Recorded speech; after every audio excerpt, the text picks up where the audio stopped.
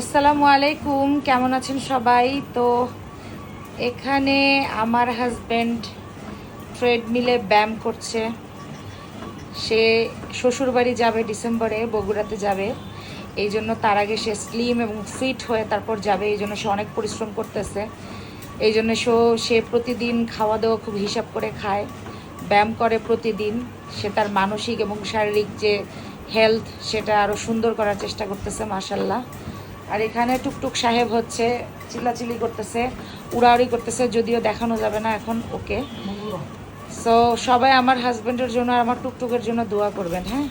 আল্লাহ হাফেজ, আসসালামু আলাইকুম রহমতুল্লাহি ওয়াবারাকাতু। আর এটাও একটু দোয়া করবেন যাতে করে আমার হাজব্যান্ড তার শ্বশুর বাড়িতে একদম যাতে করে স্লিম হয়ে নায়ক সেজে তারপর যেতে পারে, কেমন? তো সবাই ভালো থাকবেন। আসসালামু আলাইকুম রহমতুল্লাহি ওয়াবারাকাতু।